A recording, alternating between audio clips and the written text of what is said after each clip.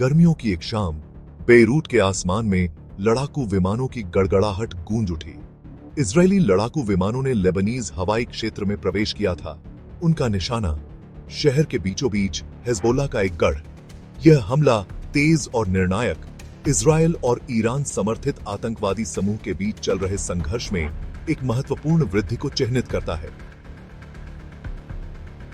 Israeli रक्षा बल या IDF ने ऑपरेशन में अपनी भूमिका की पुष्टि करने में देर नहीं की। उन्होंने जोर देकर कहा कि हवाई हमला हिजबुल्लाह द्वारा हाल ही में की गई उकसावेपूर्ण कार्रवाई का सीधा जवाब था। उनका दावा था कि निशाना बनाई गई सुविधा समूह के सैन्य अभियानों का एक महत्वपूर्ण केंद्र थी। हिंसा के इस अचानक भड़कने ने लेबनीज राजधानी को हिलाकर रख दिया। इसकी सड़कों पर सदमे की लहरें भेज दी। विस्फोटों की गूंज तत्काल विस्फोट क्षेत्र से बहुत दूर तक गूंजती रही, जो क्षेत्र में अस्थिर स्थिति की एक कठोर याद दिलाती है।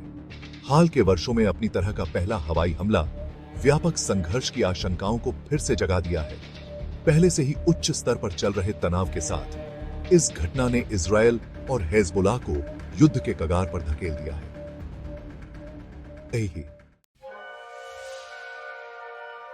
इजरायली हवाई हमले में मारे गए लोगों में हिजबुल्लाह का एक उच्च पदस्थ कमांडर इब्राहिम अकील भी शामिल था। उनकी मृत्यु संगठन के लिए एक महत्वपूर्ण झटका है, जो इसे असममित युद्ध में वर्षों के अनुभव वाले एक प्रमुख नेता से वंचित करता है। एक अनुभवी आतंकवादी अकील हिजबुल्लाह के रैंकों के माध्यम से उठे थे, जिन्होंने अपनी सामरिक कुशाग्रता और अटूट वफादारी के लिए प्रतिष्ठा अर्जित की। वह इजरायल के खिलाफ कई अभियानों में सीधे तौर पर शामिल थे, जिससे वह आईडीएफ के लिए एक प्रमुख लक्ष्य बन गए। हिजबुल्लाह ने हवाई हमले के तुरंत बाद जारी एक बयान में अकील की मौत की पुष्टि की। समूह ने अपने गिरे हुए कमांडर का बदला लेने की कसम खाई। इजरायल के खिलाफ स्विफ्ट एंड डेवास्टेटिंग प्रतिशोध का वादा किया। अकील की हत्या ने तनाव भड़का दिया है, इस क्षेत्र को खतरनाक रास्ते पर और नीचे धकेल दिया है। हिजबुल्लाह, जो प्रतिकार के प्रति अपनी दृढ़ प्रतिबद्धता के लिए जाना जाता है, अब फोर्सफुली प्रतिक्रिया करने के लिए भारी दबाव में है। ताकीद है इजरायली हवाई हमला, जबकि हिजबुल्लाह के इंफ्रास्ट्रक्चर को निशाना बनाने का इरादा था, नागरिक हताहत भी हुए। क्रॉसफायर में फंसे गैर लड़ाकों की उपस्थिति ने नाराजगी और निंदा को जन्म दिया है। घायलों की आमद से अभिभूत स्थानीय अस्पतालों को हमले के बाद के मुकाबले के लिए संघर्ष करना पड़ा। विनाश के दृश्य घरों को मलबे में तब्दील करने और परिवारों को तोड़ने के साथ संघर्ष की मानवीय कीमत की एक गंभीर याद दिलाते हैं। लेबनीज सरकार, जो पहले से ही एक गंभीर आर्थिक संकट से जूझ रही है, अब पीड़ितों के पुनर्निर्माण और उन्हें सहायता प्रदान करने के कठिन कार्य का सामना कर रही है। इस घटना ने इजरायल विरोधी भावना को भी हवा दी है। देश भर में विरोध प्रदर्शन हो रहे हैं। आगे और वृद्धि की आशंकाओं के साथ स्थिति अत्यधिक अस्थिर बनी हुई है। अपने विनाशकारी परिणामों के साथ एक पूर्ण युद्ध का भूत इस क्षेत्र पर भारी पड़ता है।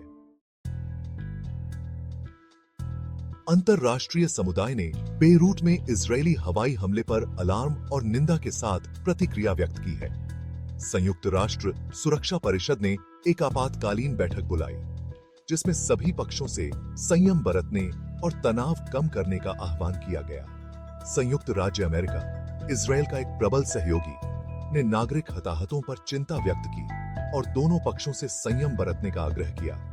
यूरोपीय नेताओं ने इन भावनाओं को प्रतिध्वनित किया, संवाद की आवश्यकता और संघर्ष के शांतिपूर्ण समाधान पर जोर दिया।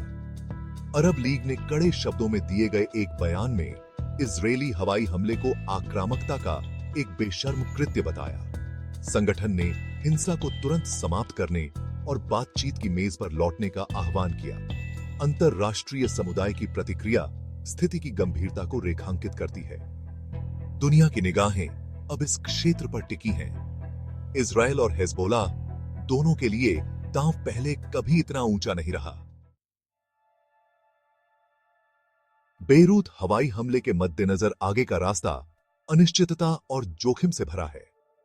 स्थिति अत्यधिक अस्थिर बनी हुई है। आगे बढ़ने की संभावना हमेशा बनी रहती है।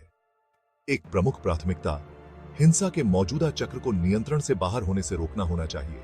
इसके लिए दोनों पक्षों को संयम बरतने और उन कार्रवाइयों से बचने की आवश्यकता है जो तनाव को और बढ़ा सकती हैं। संवाद, चाहे कितना भी चुनौतीपूर्ण क्यों न हो, स्थायी समाधान का एकमात्र व्यवहार्य मार्ग बना हुआ है। अंतरराष्ट्रीय एक्टर्स जैसे संयुक्त राष्ट्र और क्षेत्रीय शक्तियों को संचार की सुविधा और इजराइल और हिजबुल्लाह के बीच की खाई को पाटने के लिए अथक प्रयास करना चाहिए। अंतरराष्ट्रीय समुदाय को संघर्ष को हवा देने वाले अंतर्निहित मुद्दों का भी समाधान करना चाहिए, जिसमें अनसुलझे फिलिस्तीनी प्रश्न और क्षेत्र में हथियारों का प्रसार शामिल है। एक व्यापक दृष्टिकोण के बिना हिंसा का चक्र जारी रहने की संभावना है, जिसके सभी शामिल लोगों के लिए विनाशकारी परिणाम होंगे।